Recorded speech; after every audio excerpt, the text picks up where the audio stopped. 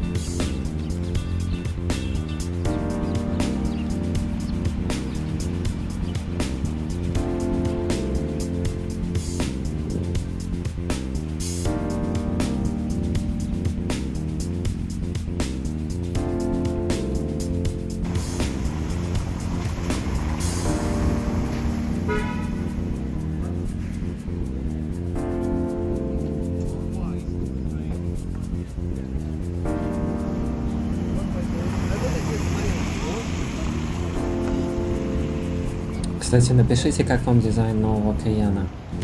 Как по мне, как будто бы стало немного хуже. Или, может быть, на этих дисках он так смотрится. Но как-то сбоку и спереди что-то не очень, если честно.